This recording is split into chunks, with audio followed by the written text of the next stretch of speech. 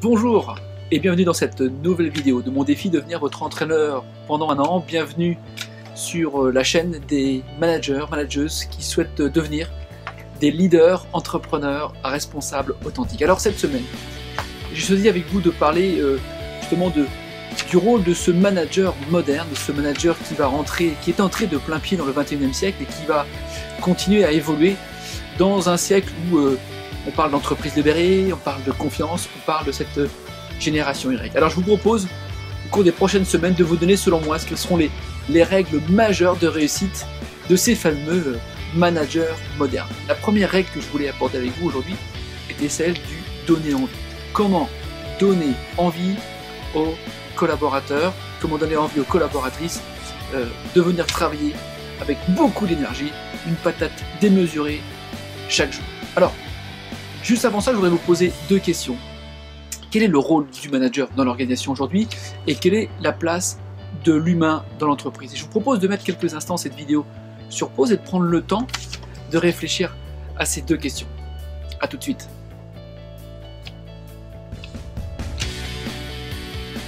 Bien qu'on le veuille ou non dans l'entreprise, aujourd'hui, l'homme est plutôt un moyen. Un moyen pour accéder à la réalisation du projet entreprise, à l'ambition de l'entreprise. Et plus que jamais, le rôle du manager sera celui d'imaginer la stratégie et de conduire la stratégie. Alors ça veut dire que pour celles et ceux, les managers qui pensent qu'avec cette vague d'entreprises libérées et donc cette disparition des managers, je pense qu'au contraire, les entreprises auront encore besoin, plus que jamais, de leaders pour définir la stratégie et inspirer les collaborateurs.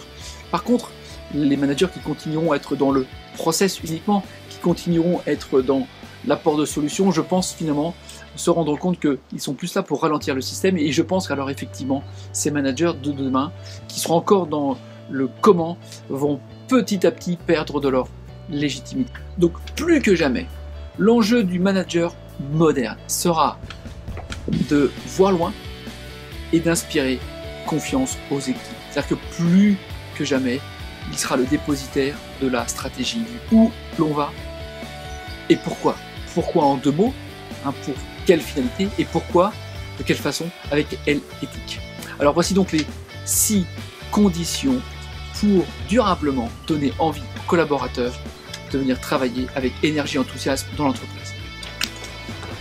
La première condition sera justement d'être capable de beaucoup plus parler des enjeux que du jeu. Cette phrase n'est pas de moi, elle est de Claude Onesta, l'entraîneur de l'équipe de France de handball, qui dit que son rôle, lui, c'est de parler des enjeux. Les joueurs sont les dépositaires du jeu. C'est-à-dire que faisons-leur confiance, lâchons-les la main sur le comment, laissons-le discuter et s'approprier le comment.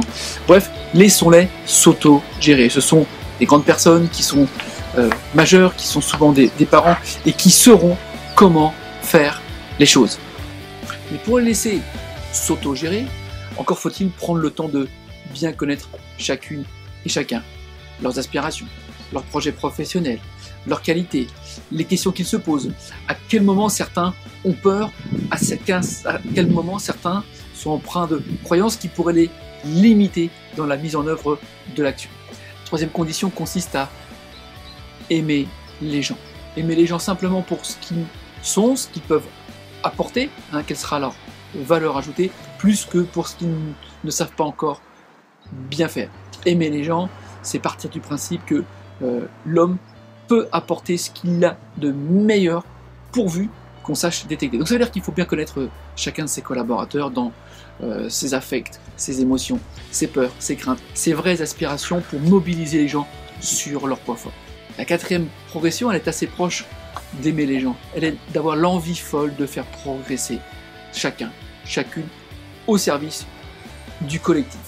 Et pour ça, il faut aimer le job, il faut avoir la passion du métier, la passion de ce que l'on fait pour être tous les jours cet artisan qui contribue à faire en sorte que demain sera encore mieux qu'avant-hier. Non pas pour une recherche de perfection, mais parce que quand on aime faire les choses, quand on est passionné, on n'a qu'une envie, c'est de continuer inlassablement à apprendre par curiosité et à progresser. La cinquième des conditions relève quasiment de l'art. Il est d'être capable d'aider chacun à prendre conscience qu'il a un impact positif sur le résultat final. Alors vous connaissez la fable de celui qui fait un tas de sable, de celui qui fait un tas de sable pour faire un mur, et celui qui fait un tas de sable pour faire un mur pour construire une cathédrale. Voilà.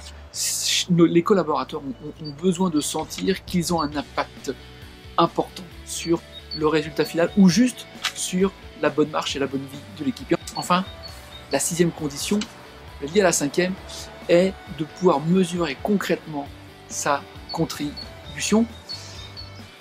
Qu'est-ce que j'ai fait moi qui permet de dire que j'ai contribué à l'équipe et quel plaisir je prends à faire les choses. Claude Onesta, le patron de l'équipe de France d'handball, disait souvent, une fois qu'on est arrivé au bout du titre, on ne se souvient plus forcément des breloques, des médailles, des titres. Tout ce dont on se souvient, c'est finalement ce bonheur partagé tous ensemble. Voilà, alors cette semaine, en guise de plan d'entraînement, je vous propose déjà de vous interroger vous-même et de répondre à la question suivante. En quoi vous-même avez-vous un impact positif au travers de votre mission dans votre activité? Et en quoi aujourd'hui, vous-même, être conscient de la contribution que vous apportez à l'organisation, à l'entreprise, à votre service. Et pour ce faire, je vous invite à prendre le temps de mettre cette vidéo sur pause là maintenant, de télécharger le petit document joint et de répondre à ces 2 questions. Faites-le parce que si vous avez envie, alors vos collaborateurs auront envie. Et puis si vous ne le faites pas, vous ferez partie peut-être des 80% des managers qui auront regardé cette vidéo puis qui s'arrêteront là.